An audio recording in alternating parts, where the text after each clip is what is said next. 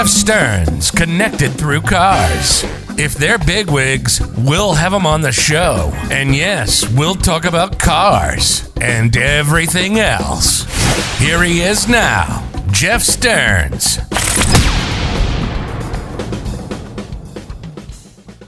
I'm with Vinny Russo at CURATED with an amazing background. Now, Vinny, you and I met 18 or so years ago. Yeah, it's been at least that long. I was running the Rolls Bentley Lotus Cadillac Land Rover deal, and you were running your part of events at DuPont. Yep.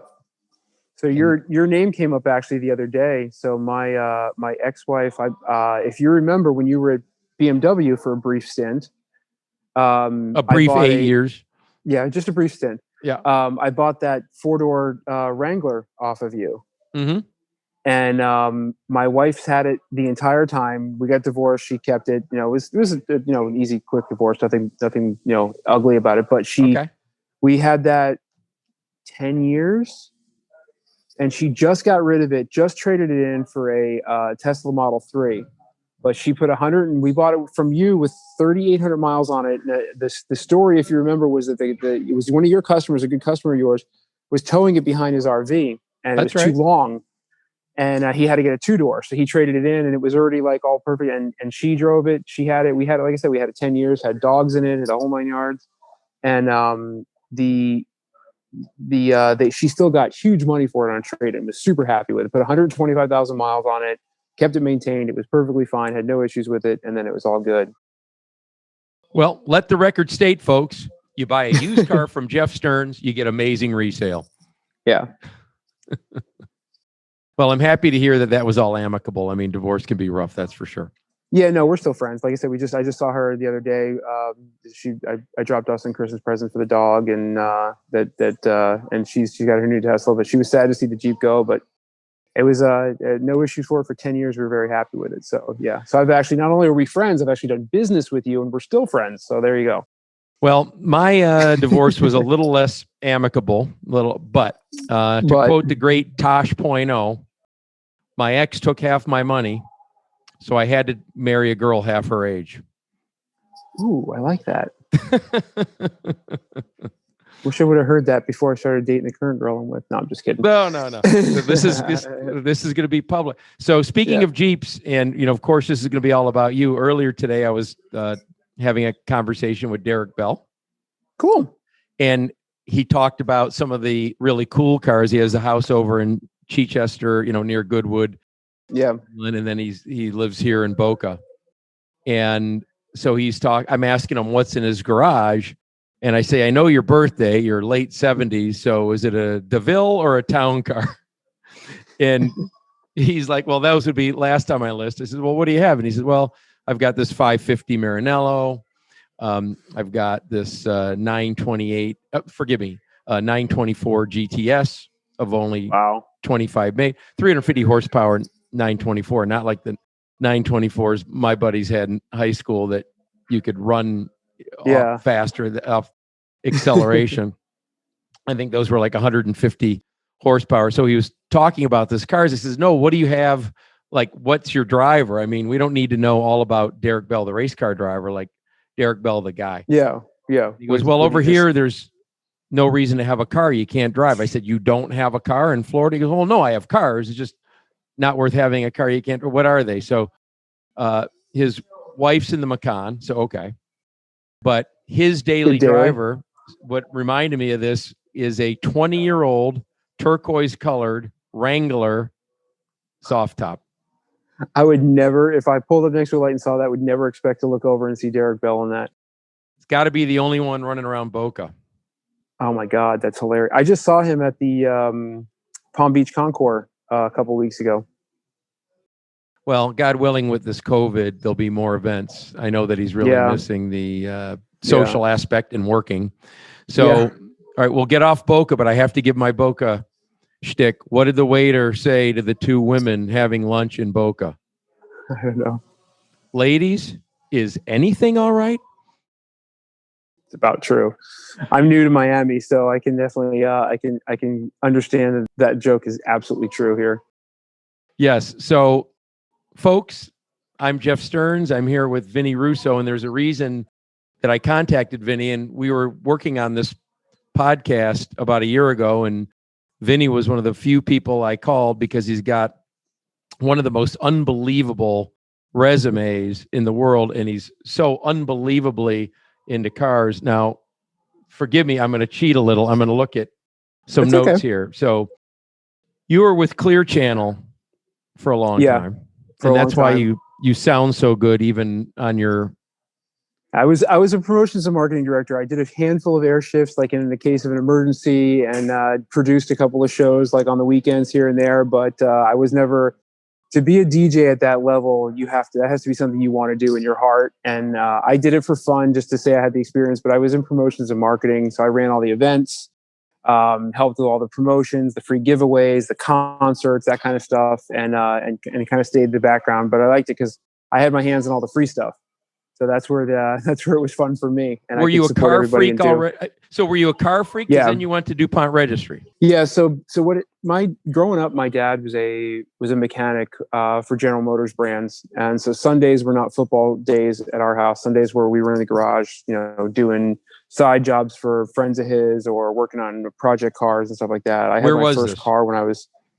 I was born in New York, but my years of driving started in Florida, like Tampa area. So your dad was a you're at. Mechanic in Florida? Yeah, my dad worked, the last job he had was at Sunshine Chevy, which was in Tarpon Springs, which is now, I believe, Furman Chevy. That's right. And but he was there back when it was Sunshine Chevy. And then he, after he retired from that, he opened a pawn shop up in Pasco County. And my mom was a stained glass artist. And so my dad had the pawn shop growing up. So I got my hands on some very, very cool toys. And like I said, growing up, we were always wrenching on cars. My dad was never a football guy or anything like that. And I never really ended up getting big into sports.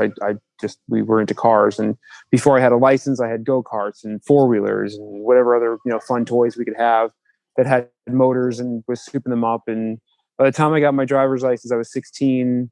My parents let me take the day off school and go to the DMV and get my driver's license. I already had a car. I got my license. They took me home, and I drove my car to school that day. And right after lunch, I was there, and I was all set and ready to go. So, what was the car? That car when I was my very, very first car was, believe it or not, a '79 Oldsmobile Omega, which was basically like a Nova. Nova body. Nova body. And then I went from there to a '78 Chevy Monte Carlo. And then the list goes. I probably couldn't even list all the other stuff I had after that. But it's interesting how you could be identified by these cars. I'm sure if we talked to anybody from that area in your life, everyone knew what you were driving. Oh yeah, they would. Most of the cars that I had growing up are still well known in the area. So, and even in my adult life, I've been lucky enough to for me, every car has to have a story. Like there has to be it's an emotional connection for me. And I very rarely had a car that was just simply transportation. Right. So there was always something. That the Monte Carlo that I got was gold with from the factory, gold with a tan Landau vinyl top. And with a brown vinyl interior, and it had very, very low miles. And the lady that I bought it off of, her son won it in a contest in 1978, along with a motorcycle and something else.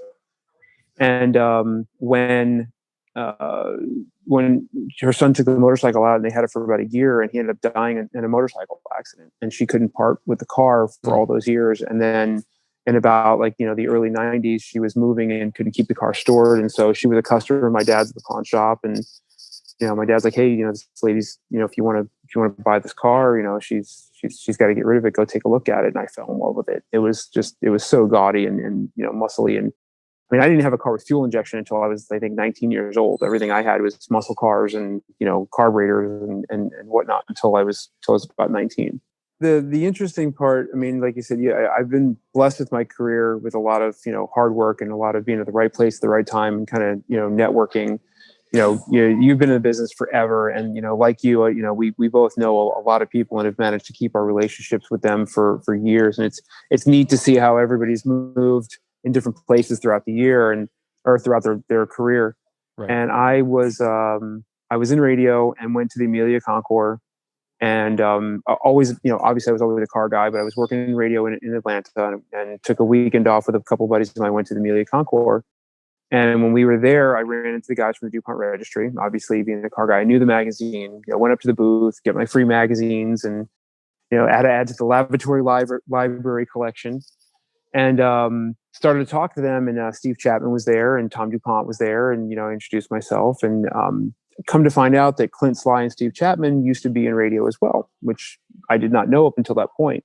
Mm-hmm. They actually owned and managed a number of radio stations throughout the country and had been involved with all of that. So once I started talking and told them what I did as a marketing and promotions director in Atlanta, they said, listen, we really, we know what that position entails, what the skill set is. And being that you're a car guy on top of that, we really could use somebody to help us with our special events and our car shows. They were trying to increase their presence at the the auto shows and the concourses and things like that. And so we started talking back and forth. They also happened to be based out of St. Petersburg, which was, right there in the area where I grew up from. So over the course of the next month or two, we got to talking and they offered me a job right around the same time that one of the stations I was running was getting ready to flip to Spanish. And my Spanish was not so good. Weakest. So between the offer that they gave me and the opportunity to work, in automotive, which, where we're from there in the Tampa area, your options for automotive are limited. You either started your own shop doing customizing and stuff, or you went the route you did and went, retail. I took the job at DuPont, moved back to Tampa, and then I did DuPont for a while. And the guys were amazing. I had some amazing experiences. And while I was there, I got to know the guys from Spyker. And when they launched in North America, they brought me on as their after sales manager. Since I had a little bit of technical background, I knew a lot of the dealers. I knew the network from working at DuPont. And so there was 3 of us that worked full time for Spyker in North America. Karsten, Rana, which is our product specialist, and she did a lot of the deliveries. And then Karsten kind of ran everything. And then me. And then I did that for years with Spyker, right up until Saab bought them. So I remember how I got involved with Spyker. Well, I shouldn't say involved. How I met Spyker was the CEO, Victor, was trying to get us to take that franchise over at the time. It was Dimmitt, Rolls, and Bentley. We ended up not getting together, but he was such a super guy and met him also at Pebble. He had a car on display at Pebble Beach. He's like anybody in his position and having the responsibility and the position that he did within this industry and the other industries that he's from. Of course, there's going to be rumors and stuff being said, but Victor's been nothing but good to me. The opportunity that he gave me with Spyker, really launched my unique career within this industry because Spyker was such a unique. And for those that don't know it, I mean, even car guys, a lot of car guys may not know what Spyker is, but Spyker was actually a really old Dutch brand that started building, believe it or not, like horse and buggy coaches. And they went on to build some of the first automobiles. 1907, they ran a car in the Peking to Paris race. They were the first 6-cylinder 4-wheel drive vehicle that they had built. And then when World War I started, they started to build airplanes as well. So airplanes is part of their heritage. And after the war ended, everything kind of dried up, and then Victor relaunched the brand around the world with a kind of an airplane themed, kind of a flavorish, I guess you could say, to their cars, where it was turned metal and aviation style gauges and just the hand craftsmanship with a lot of aluminum. And they were beautiful cars, very, very limited run. I think they totally made 250 worldwide. They briefly had an F1 team. They ran Le Mans car. They were legit for a while. And then they actually were involved with purchasing Saab.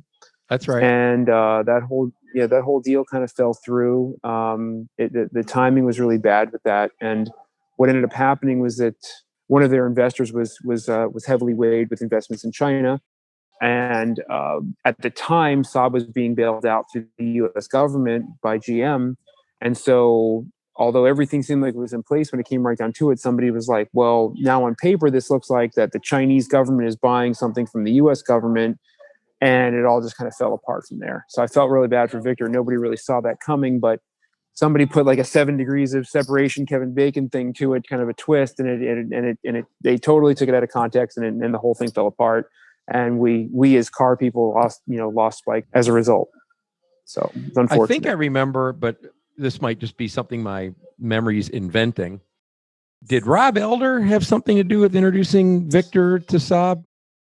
Yeah. So Rob Elder, I guess the deal with Dimmitt couldn't go through, and Victor ended up talking Rob Elder because they had the Aston Martin franchise there, and the Jaguar franchise, and so Spyker in the Tampa area ended up going there, and Rob obviously had multiple locations in Detroit and Tampa. And so he was heavily involved with Saab in Detroit. He had one of the biggest Saab dealerships in the country. For the listener, Rob Elder's the Elder family car dealership. You're right. I'm sorry about family. that. No, that's okay. And I think because I got a call in the middle of that Saab deal, someone looking for a guy who's an old client of mine, an old Rolls and Bentley client of mine, named Augie Fabella. Does that name ring a bell? I remember hearing that name. Yeah. Someone called me. I don't even know. I think they tracked a car that Augie had to my old exotic car brokering website and called me thinking that I think he might have owned it for 5 seconds too. I don't know. Saab. It's still this industry, like every other industry, but I don't think people really realize how small of a world this really is. And with all the technology and things like this podcast, like it's only gotten smaller, and you never know whose path is going to cross. I do recommend to the listener, if you're not up on Spyker automobiles, I mean, even though that was a low production, short-lived car, it was pretty. Well, pretty, performed unbelievable. Yeah.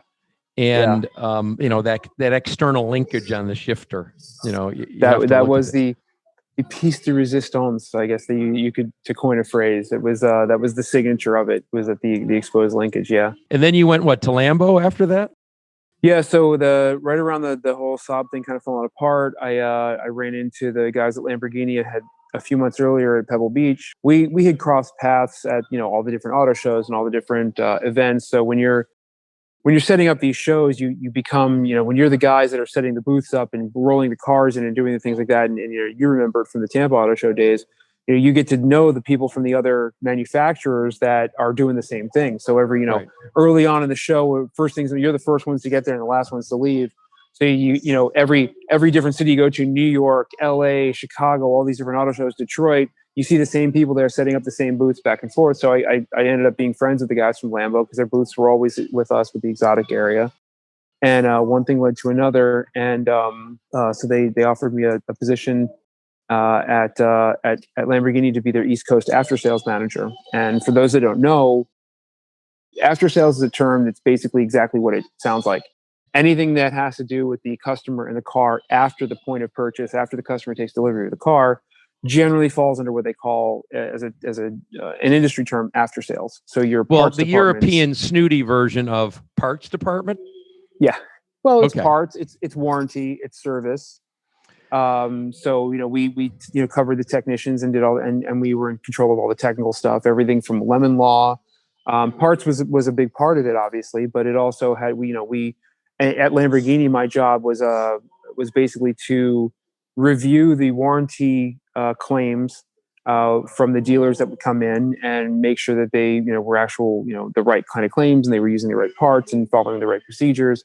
And then I would approve them, and the dealers would go through and start and do that. I also had to keep track of their parts inventory and make sure they were hitting the right goals for service and whatnot. And I was in charge of what they call goodwill.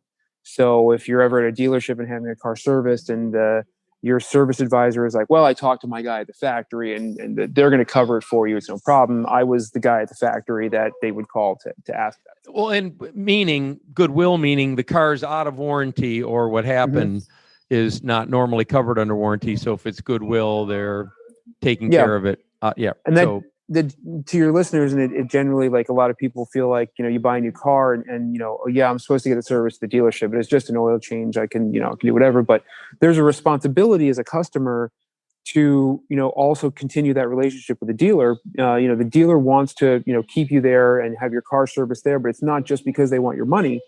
It's, they have the proper tools, the proper training, but what comes into effect, and the customers don't always think about this, is that if you're a responsible customer to that dealership, and the manufacturers see that you brought your car in at the product at the exact intervals that it's supposed to be brought in, that you've done everything the dealer has recommended you to do, and really, been a brand ambassador, so to speak, for your car. Well, even when your car's out of warranty, you still continue that relationship. And if something does happen, generally the manufacturers will take that into account, and the dealers will also go to bat as well. And they'll say, hey, this guy bought 3 cars from me, or this is his first car he bought from me with this particular brand. He's brought it in and done everything that we said to it.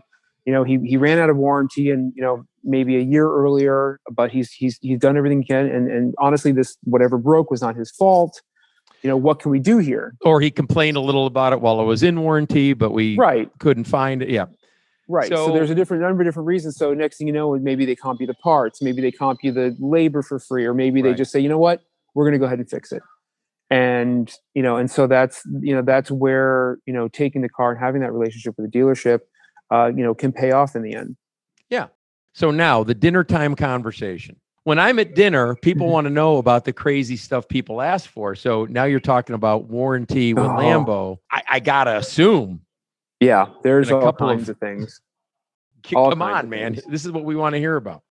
I mean, there was some, there was all kinds of different things. There was, you would have, if a customer would maybe, put on a set of wheels and tires. So I, being the after sales manager for Lamborghini specifically, you can imagine that a lot of our customers, are at a certain level, with their economic background and where they sit, within the automotive community. A lot of them like to be a little bit different, so they go customize their cars. Now, most manufacturers generally, they shy away from this because a lot of the parts, there's so many parts, it's hard for them to regulate. They want to reuse the OEM parts because that's the car has been designed for. But wheels were always a big hot button. Exhaust for Lamborghini was a big one. Sure. I would take it a little bit step further. So I would go to, the SEMA show. And I would, get to know some of these manufacturers. I get to know a lot of the, who the dealers were using for aftermarket parts. And if it was a company that I knew would take the time to properly test and fit their parts, and the customer would use them, because a lot of times you could put an exhaust in your car and, the manufacturer would void a certain portion of the warranty there.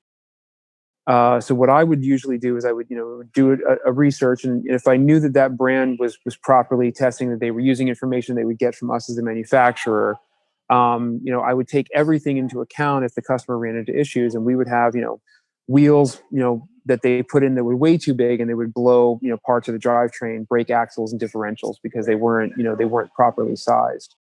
They would, guys would try and put open exhaust in because they wanted to shoot flames and do different things like that. And they would end up floating valves and doing engines. And some of those guys, we unfortunately we had to say, look, I know what you did. I know what you're doing. You're using the wrong parts. You're abusing the car. I've seen you at, shows or whatever.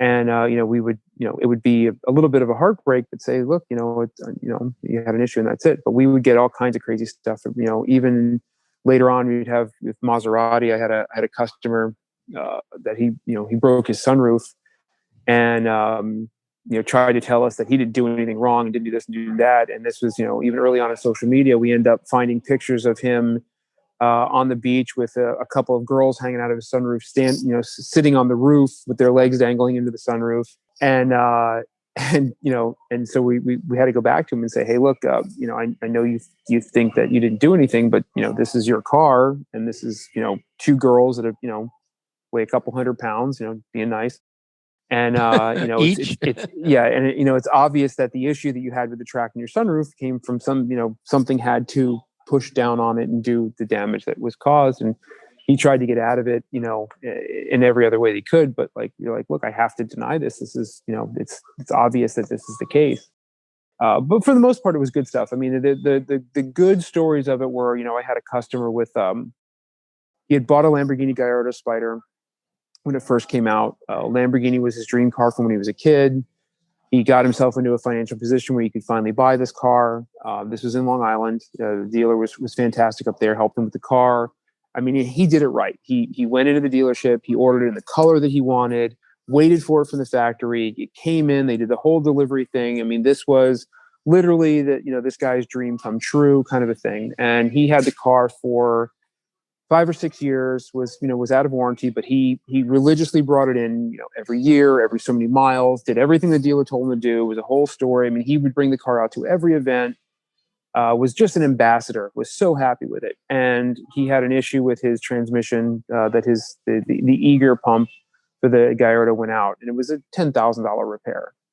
And it's not that the gentleman didn't have the money for it, but the dealer came to me and said, "Hey, listen, such and such of a customer came in. You know who he is. Here's his background." He pulled it up and said, "Look, he's a great guy. He's an ambassador for us as a dealer. He's an ambassador for the brand." And once I went back and I remembered who the guy was, and I looked at his history of him doing everything that had been asked for, and everything checked out, and I told the dealer, I was like, "Fix it, all of it, labor, parts, everything." And the bill was sending expensive. customers, he's sending referrals, and he's spending money in the shop. Yeah. Okay. So when one of these Lambo, well, any make, but Lambo, you probably got more exhaust swaps on Lambo than yeah. Okay. Than on Maserati. You float a valve. Yep. You need a motor. Yep. What kind of money for us regular people? I mean, in the V12 world, it could easily be $100,000 repair. When you factor in labor, I mean, for some of those cars, it's 20 something hours just to get the motor out of the car. So yeah, I mean, it easily could be $100,000, $100,000 repair. Even something is like a V10 Gallardo, you're still talking, when it was newer, somewhere in the $30,000 to $50,000 range, depending on, how much was broken. So a guy's got a car in warranty.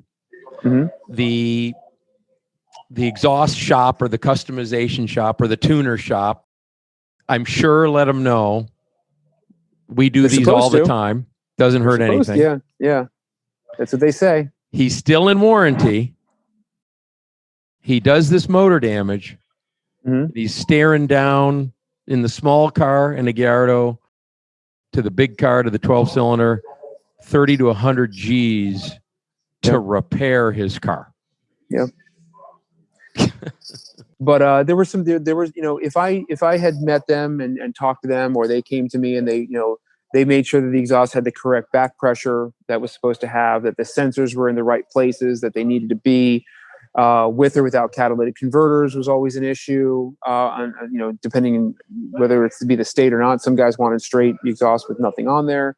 I mean, there's a lot that goes into it. I mean, these manufacturers, whether it's Honda or Lamborghini, they spend billions of dollars in research and development, making sure that the exhaust has the correct, all the pieces have to fit and have to work properly.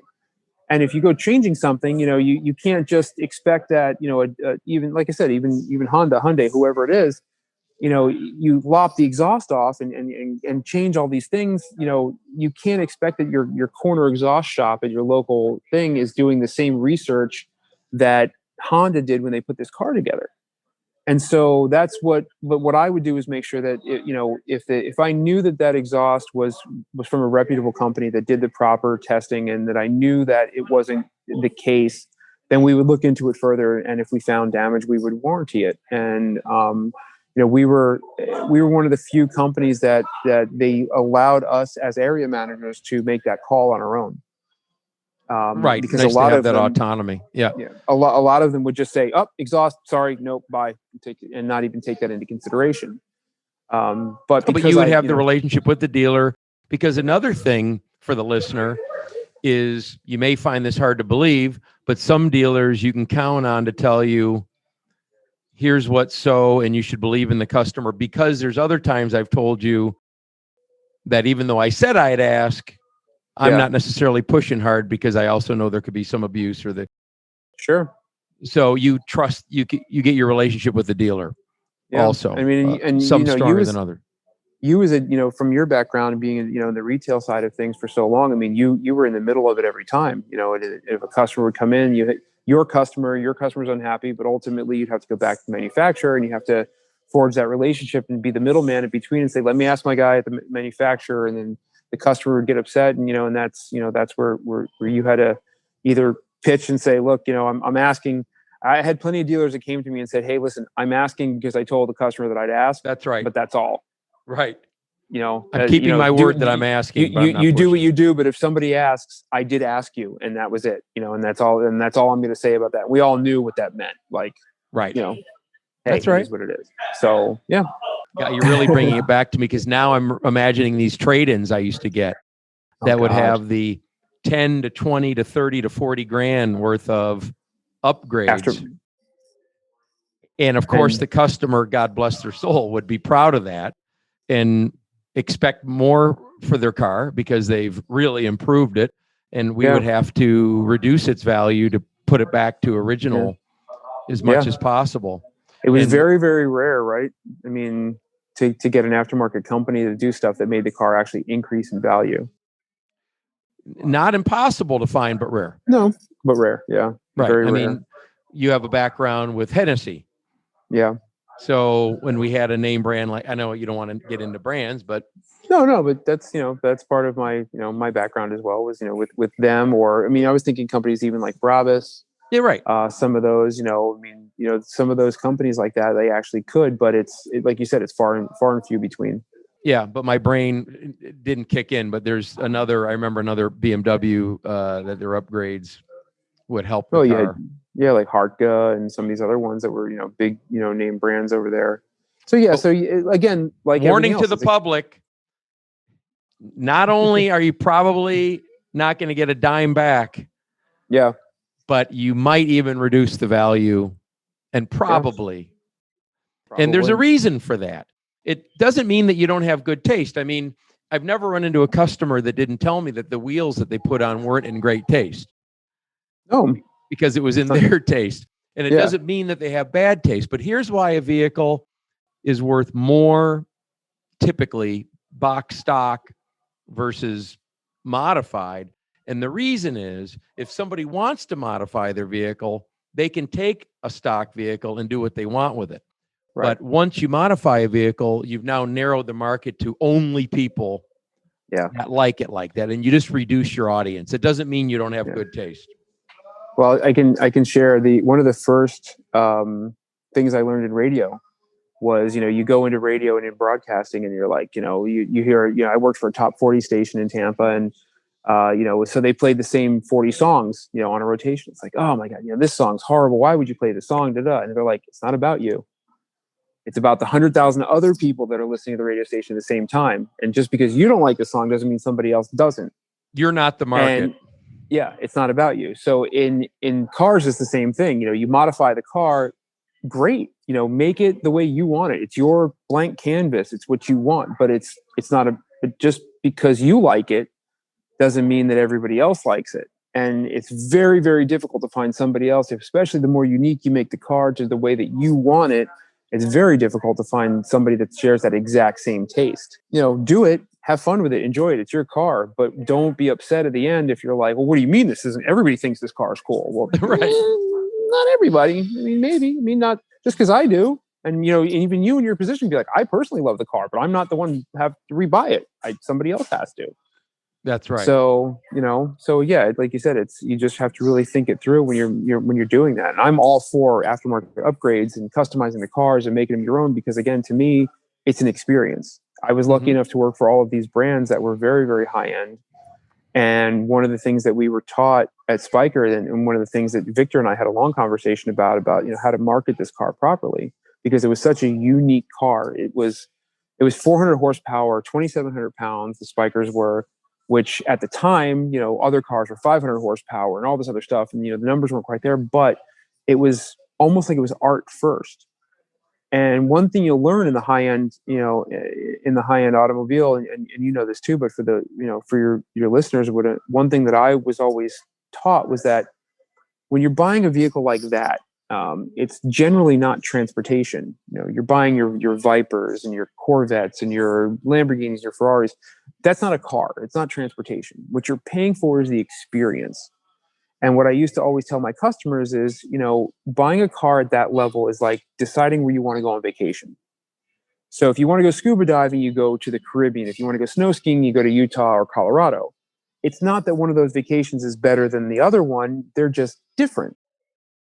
And once you get that in your head and you start to realize that that's why some of these collectors, or maybe your neighbor, has, you know, all of these different cars and motorcycles and all these things, like, oh my God, why would they do all of this? Why do you know, you can only wear one hat at a time. You can only drive one car at a time. It's like, yeah, but to me, this car gives me this experience and this car gives me that experience. And so that's why I have these, because I want that different experience. You know, I'm going to listen to this song because I want to feel this way. Right. You know, and so it's an emotional thing that everybody has to kind of, because to a lot of people, cars are just transportation.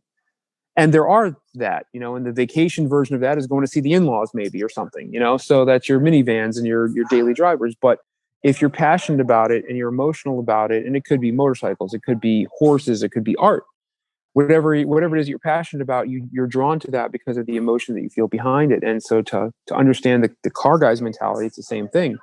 You know, my personal 65 Cadillac coupe is completely different than what I'm surrounded by at work, you know, or, you know, every day. But to me, that if I want to feel that way behind the wheel, there is no other vehicle that I could find that's going to make me feel that way.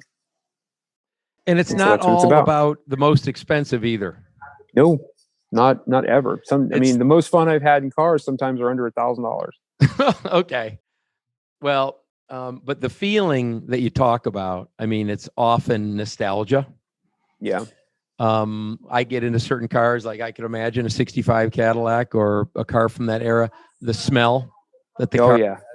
Yeah. Whether it be exhaust or the interior smell. You know, my dad was like was your grandmother. Yeah. My dad was a dealer in Detroit. As a matter of fact, which side can I point backward? That's my dad's car lot in the mid 60s. And a different era. When he got into it, his entire inventory was about $2,000. all in. I mean, there was a lot of $50 to $100 to $200, few-year-old used Corvair, few-year-old, whatever it was. You could buy a car for $100 legitimately that ran. Right. But I think his heavy stuff. Well, the cars that he felt when I disappointed him and I went into car sales. Because he sold his lot in Detroit and moved to Florida when I was 12 or 13 and my little brother was a few years younger, to ensure that we would become real citizens like veterinarians and CPAs or something, and not car guys. Yeah. He was a good guy. I mean, he was a phenomenal reputation, but he really didn't like anyone that he dealt with buying cars at dealerships. And, you know, he didn't love the crowd. Right. So he didn't want us near it. But when I went into selling cars and let him know that the dealership made a couple $1,000 on this new 86 Mustang, he was having a real moral problem with me. Like, oh my God, you're making that much on a car, because the car that he felt the guiltiest about, and he used to tell me, is he used to have a buddy that would restore Model A's. Oh, wow. And the guy, Model A George, had in his garage the mohair interior stuff and could paint and knew how to start it with the spark advance on the steering wheel and all of that business. And my dad would retail these cars restored for $1,295. He felt guilty because he was making $400 a car. God. And he could barely look anyone in the eye because he was making $100, $200 a car on his $599 traded in Chevelle. Crazy though, you know, at the time. But so we get off on these tangents. But I would go to work with my dad a lot and get in all of these cars, from 38 Oakland to his 48 Bentley. Speaking of this 48 Bentley, do you know that 1953 Corvette body that goes on the 6 or 7 that goes on the newer Corvette platform? Do the swap. Yeah, that was a guy named Pastina. He still is a guy named Pastina who made those bodies and put those. That's the signature on this painting. My dad was sitting outside in the summer in Royal Oak, Michigan. This was his summer driver. He used to drive us to school when it was nice out in the car. And this fellow who was a General Motors design young intern or something asked, could I paint your car? And my dad says, sure, knock yourself out. And he sets up his easel and when he was done, he hands the painting to my dad. Oh, wow. He was just practicing. And so this has been on my wall in most places that I worked. It was certainly when I was running Cadillac and Rolls and Bentley, and certainly at the BMW store on the wall. I've talked to him recently. He's going to do one of these podcasts because I tracked him down and I sent him a picture of this.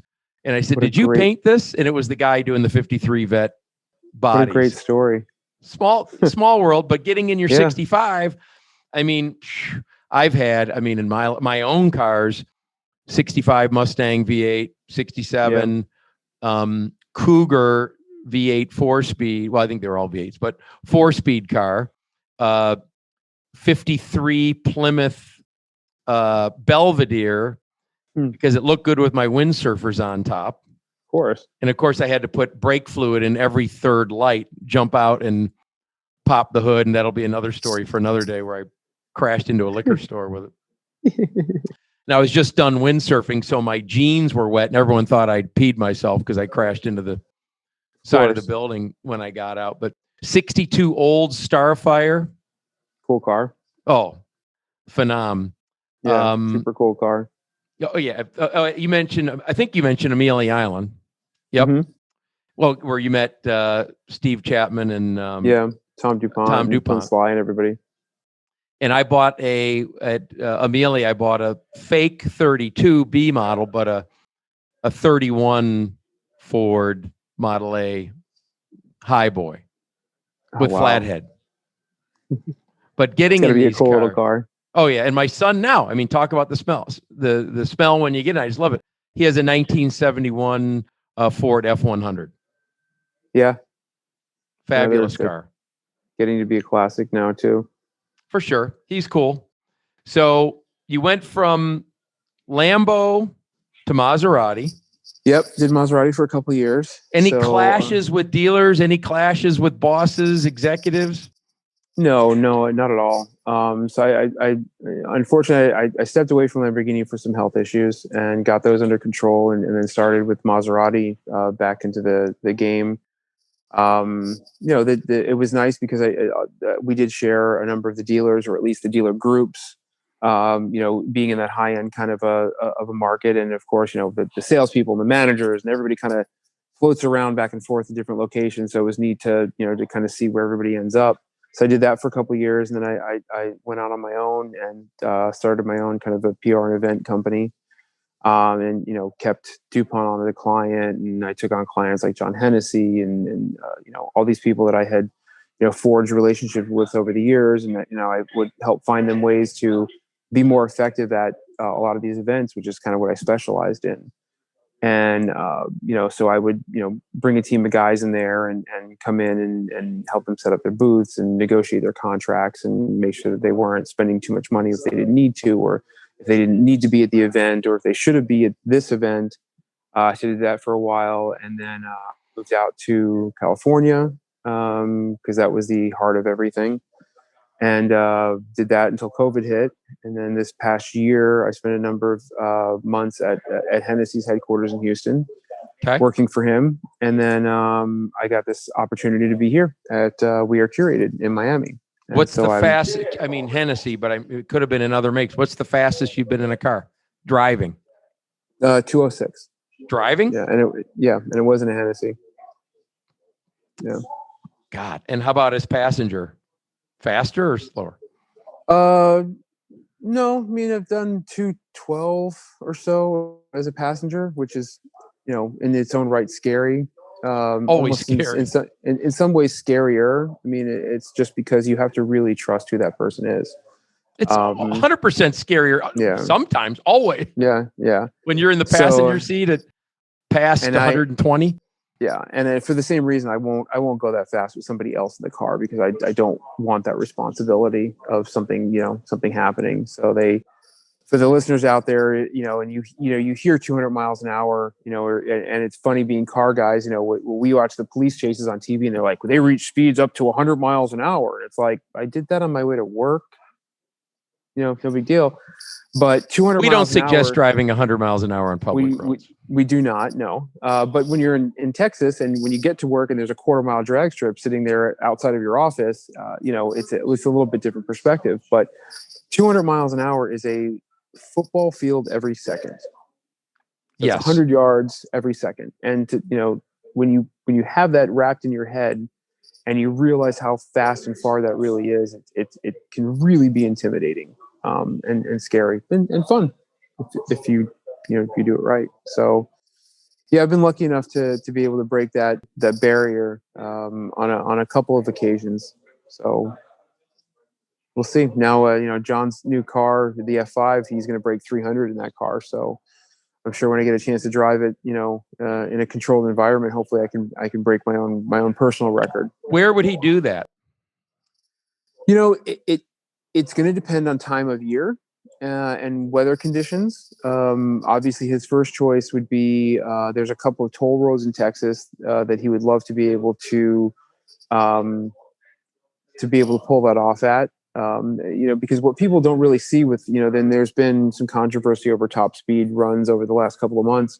People don't realize that it's not just the length, but the width. When you're going that fast, if the car drifts a little bit here or there, you really need to have more than 2 lanes to be able to compensate that. And John learned that when his last run that he did at NASA, which is another option to do, is that, because, NASA's landing field is extremely wide, and, they could see the car would move almost a full lane one way or another if it would get caught in the winds or something. So you really need to find a place that's not just flat, not just straight, that there's nothing that you can run into, nothing that can come out and, run into you, being like animals and things like that. So a lot of times you see that out in the desert because you're very, you're not likely to hit anything or have anything which going to, block your vision from seeing what's going on. Not Bonneville?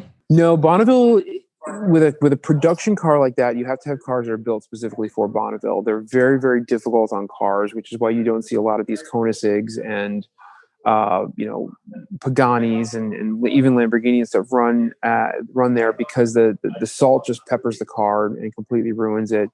It's not as predictable, even though it's fast and it's open. There's nothing to hit, and you would think if the conditions aren't completely ideal when you get into those speeds on what they call a street car, it's just not. It doesn't quite do what they needed to do. Plus, if you're going to be gunning for the Guinness record of a production car, it needs to be and meet a certain number of conditions. And Bonneville just doesn't always meet those conditions, depending on what the record is that you're trying to go for. Got it. So I want to talk about CURATED, because we got to know what you're doing now, and it's extremely interesting. But so you have the 65 Cadillac. Yep. That's not your daily driver. But it's not. No, but I could daily it. What are you driving? I've got a Land Cruiser. 80 series Land Cruiser is my technical daily. 83? It's an 80 series. It's 96. Okay, so that's not the square headlight. No. I love those. I do too. I had one of those years ago, and I was really upset that I got rid of it. This is my 4th Land Cruiser. So okay, that's always been my go-to for a daily. There's something about them that I love. Yep. And you had a Viper? I had a Viper that gained me some recognition within the car industry as well. So we called it the 10K Viper. Road and Track did an article on it that I had purchased this. It was a Generation 2, 2001 RT10 Viper. I purchased from a gentleman who, as best we can guess, ran the car with low octane and ended up floating a valve and causing some damage to the heads. And I purchased the car for $10,000 from him and did a series along with Rob Freddy from Super Speeders about can you buy an exotic car and repair it and not lose your ass? Basically, can you fix the repair? Yeah. And so I was able to, dramatically improve that car, fix the issues that are wrong with it, improve the performance on it. And the only thing I hadn't gotten to at the point when I finally did sell it was cosmetics. I didn't paint it, and it could have used paint. But I fixed it for like $9,000.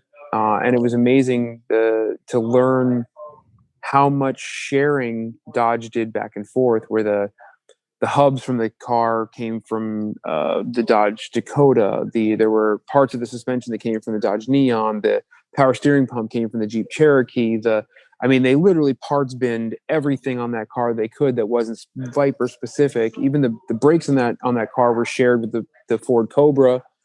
But I think for the production of that car, why not? Why design all these parts?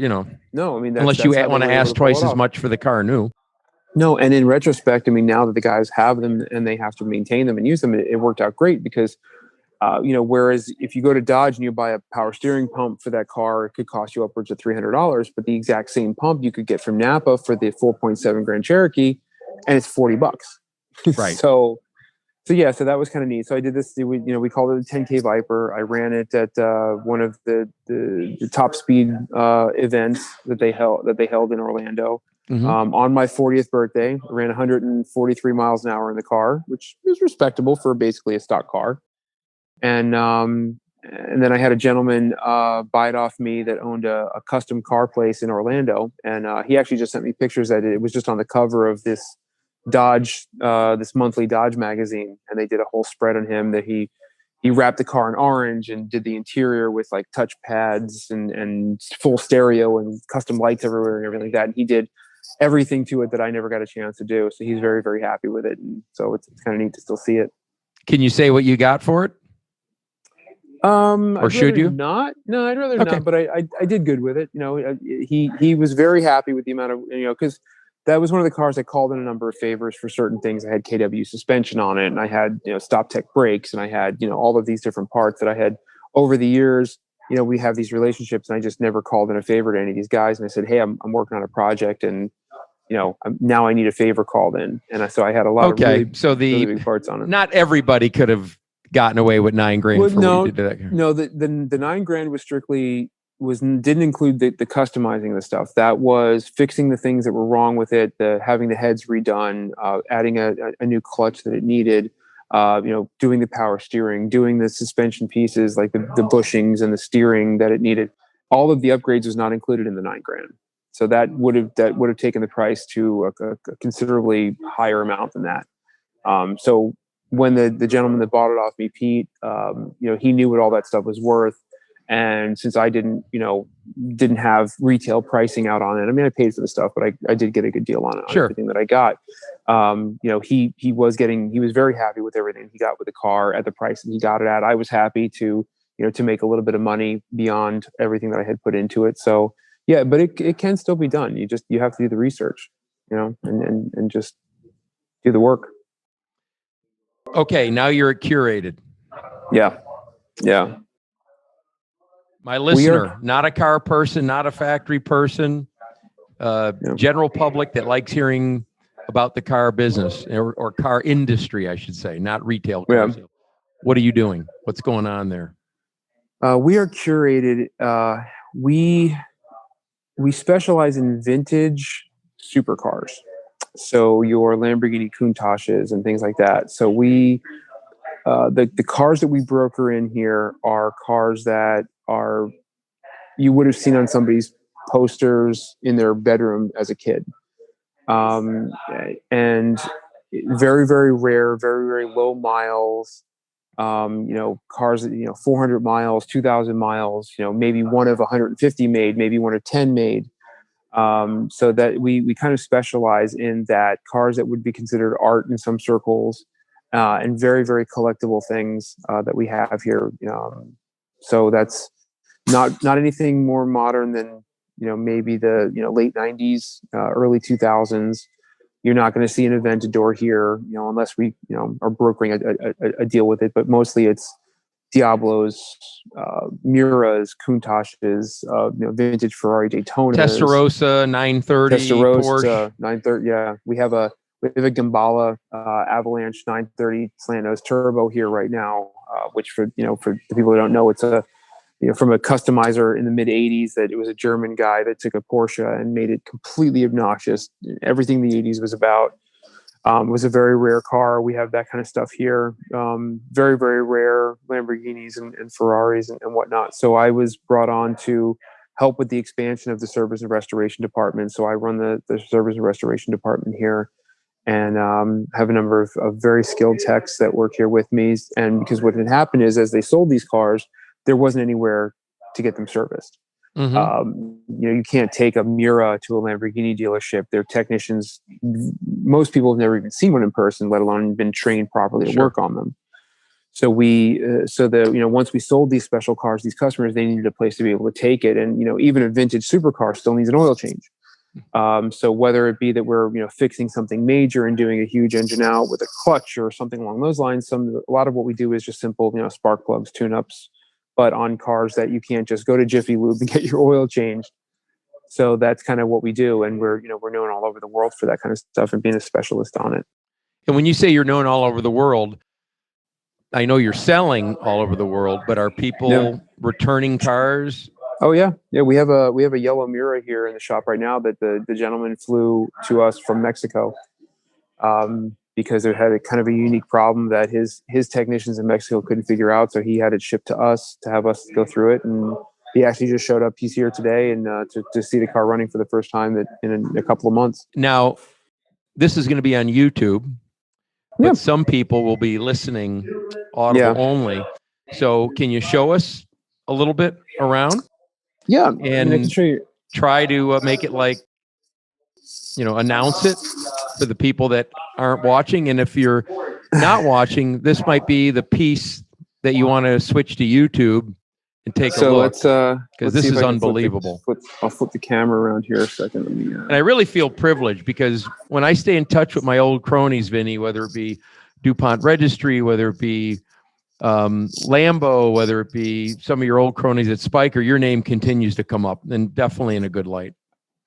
Well, I've worked very hard to maintain that status within the industry. So that's one of the reasons I'm lucky enough to be looking at what your YouTube viewers are looking at right now. So what I've done is I'm up on the second floor. We have a lounge type area that we do our meetings and we bring customers up and things like that. And you're able to overlook a portion, and this is just a small portion of the showroom, but you're able to overlook the showroom and see it. And just in this frame, to go down the list of cars that we have here in the showroom, we've got in the corner, there's a blue 74 Ferrari Daytona, one of 4 ever made in that color. And most people would know that car from it was the black convertible that they had in Miami Vice. Down here, this red car is a 550 Barchetta, which is actually a pretty rare car. And for the viewers out there, a Barchetta basically means boat in Italian, and it's a roadster type of a car. It actually doesn't even have a top. You drive it completely open topped. This one is a manual, and it's actually serial number 01 out of the series of 448 they ever made. I sold one of those, Vinny. Yeah. And this one just is the customer's actually picking it up tomorrow. And we've gone through it and done made sure all the mechanicals are right on it and everything's good on it. And he's going to come pick it up and add it to his collection. We also have this yellow car here in the center is a last year Diablo VT 6.0, carbon bodied, very rare to have it yellow with the yellow accents on the interior, manual transmission, obviously, because it's a Diablo, and it's just a beautiful car. Most people don't see those in yellow very often, and it's kind of a hit or miss whether you like it or not, but it really is. It's actually quite beautiful. We have another yellow car next to it is a Mercy Coupe, but it's manual transmission, very low miles. Swinging down over here, we've got a purple Diablo. It's a very unique color. Almost I don't want to say lavender. I don't know what you would call it. Like it almost has a grape bubblegum kind of a look to it. And to make it even more unique, or to each his own your taste, it's got a blue suede interior. So this was a special edition car that they did for their 30th anniversary. They only made 150 in this color combination, and we actually have 2 here. Behind that is the Ferrari F40, which is the pinnacle in the early 90s Ferrari supercar, V8 turbo.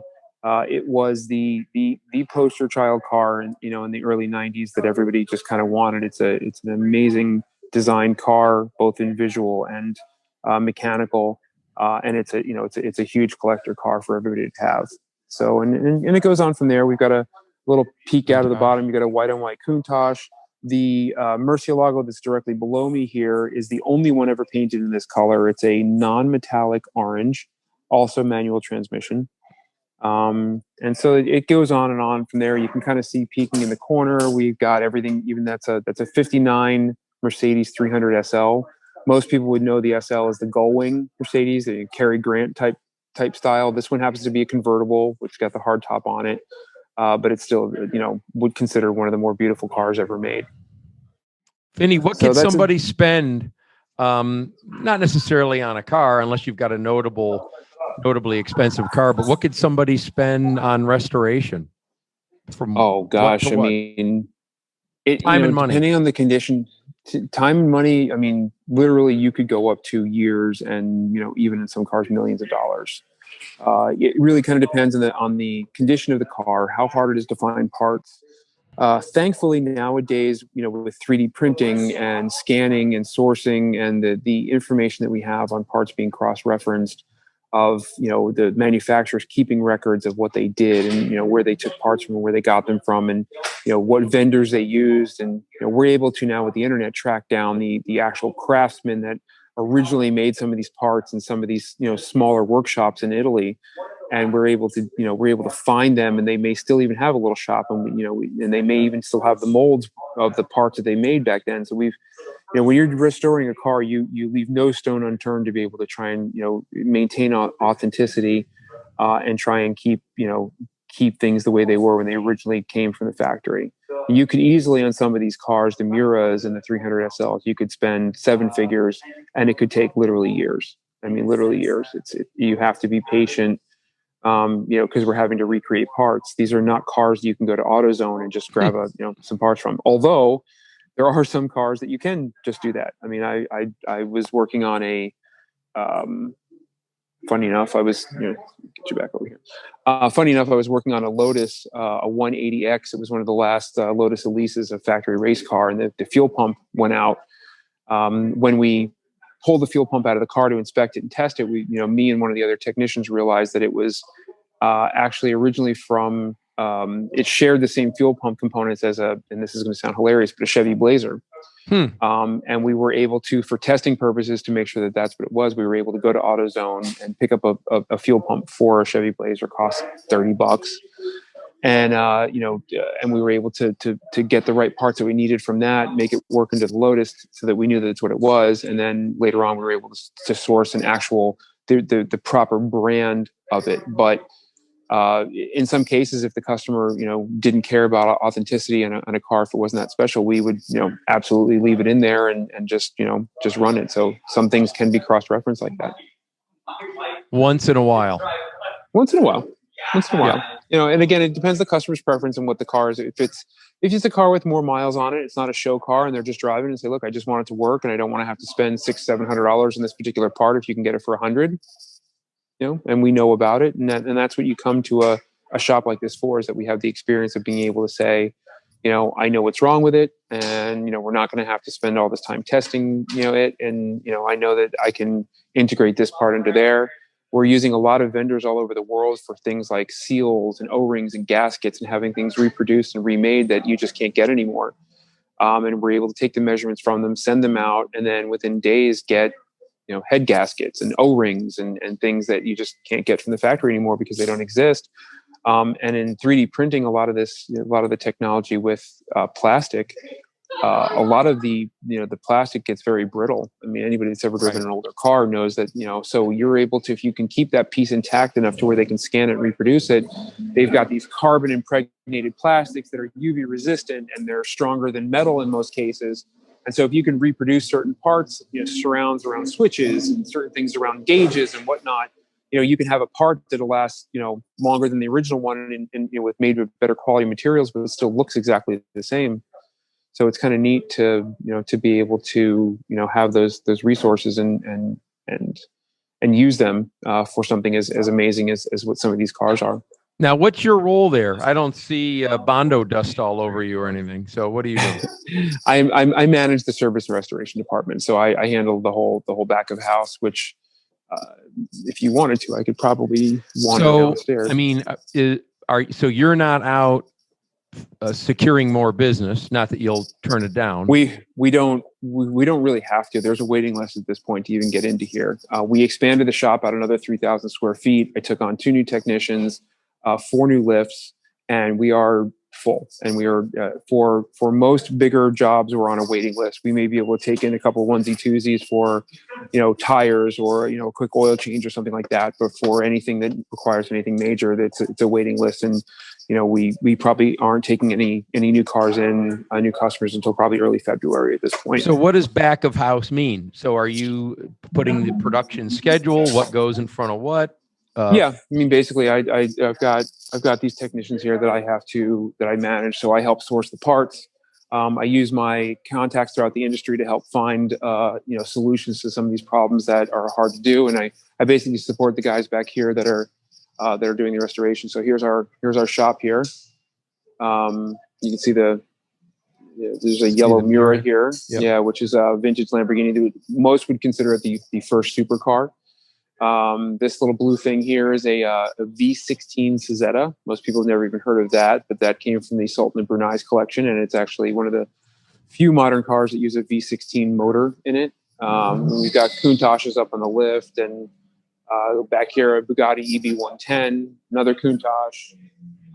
There's a couple of Jaguar XJ220s, which are early 90s supercars. They held the top speed for a short while of 217 miles an hour. Remember that well. Yeah, there's a Ferrari F50 that we're doing an engine out restoration on. So, we have the capabilities here of being able to handle just about anything with any of these special cars. This is the engine and drivetrain from an XJ220 that's coming out to get timing belts and valve cover gaskets and do their 6-year service on that. Now, you're not turning away business. I understand there might be a wait, but you're not in the position where you don't want to meet anyone. We're not turning away. I mean, we do. There are certain things that we may say that we don't do a lot of Porsches, only because there are some very, very good Porsche shops out there. And it would, most of the time, unless it's something simple, it wouldn't be worthwhile to the customer for our time to try and make us, do something that wasn't quite our specialty. Our bread and butter is really the vintage Italian stuff, the older Ferraris, the Lambos, some of the British things and whatnot. But there are, like I said, there's some very, very good Porsche technicians and shops, both in this area and around the world, and so that kind of stuff. So we may not turn business down, but we also aren't going to be silly and take in anything that is going to be is just going to waste our customers' money and our time. It's just not worth it. Got it. But no one needs to bring you some 100-year-old bottle of something to get on the list. We're not snooty. No. It couldn't hurt. We would do. It couldn't hurt, but no, we wouldn't do that. No. Okay. So you're accepting. So, Vinny, I can't tell you how much I appreciate. I mean, you have a busy day there. You got a busy business. It's intricate, amazing background. I mean, from radio. I mean, it's funny because even DuPont Registry, all of us have obsessed over that magazine, and I don't know a guy that hasn't taken that on an airplane or whatever, right? We all grew up with it. I mean, that was just what we daydream. We went from the Auto Traders and then to DuPont Registry as our eyes got bigger and our wallets gained a little bit more weight to them. So, right. I was subject to divorce. Yeah, of course. Mine lost. There's a number of different ways. I mean, if anybody, my whole thing was I love these cars, and I could have taken a career path that would have led me to something that maybe I could have afforded to be on the other side of this, and just been able to buy and sell and broker these. But I took a different career path, and I've been lucky enough to be able to. I mean, I've gotten to do things that no matter how much money you would have had, you wouldn't have been able to experience them. And being around the cars that I have here, I mean, you literally couldn't buy some of these no matter what your bank account was. And I get to be around them every day. So there's a will, there's a way. If you want to be around it, it's love. You want to be involved in it. It's a labor of love. And I was lucky enough to find a path that led me to be able to be around this stuff without having to just come out of pocket for everything. So I think for the last almost 20 years. Yeah, it's been one after another ways for one you after another around this. Yeah. Yeah. I mean, you bring up that my name comes up every once in a while everywhere. So I made a name for myself in this industry, that to be trusted with these vehicles, to be lack of a better term, a curator of some of these. So, people would hand me the keys to their vehicles at events, or, companies would hand me the keys to their cars, and they knew that I, could be trusted with driving them, with, promoting them, with presenting them in a way that was beneficial to their company and to the brand itself. And so that was, I actually almost enjoyed doing that more than, having just saying, oh, I could just buy that car and I drive it, it's fun, and I sell it, whatever. I mean, that's great. For you, that's great as well. The people connection of being validated, that somebody would trust you to the extent of, here's the keys to one of the most valuable things in my life. Not that people are so out of whack on values, because of course your family and everything comes first, but these cars really are people's babies, no question about it. And to hand you the keys is a huge compliment to trust, to character, to integrity. And that's what you're about, I think. That's what I associate with you. That's what I've worked towards my whole career, was to be able to have somebody with your standing in the community as well, that I've earned your respect and have managed to keep it over these years. And it's something that'll, nowadays, a lot of people they forget that that's important. Well, I appreciate everything. I hope our listeners got a little more insight into the industry and got some enjoyment out of this. Well, hopefully they got what you're doing, which is just being around the stuff and loving it. Yeah. And for the ones that are listening and then not watching on YouTube, if you go to wearecurated.com or our Instagram page, you can see some of the cars that we were talking about on the podcast. We're active on social media, and you can see everything there. This has been Jeff Stearns, Connected Through Cars.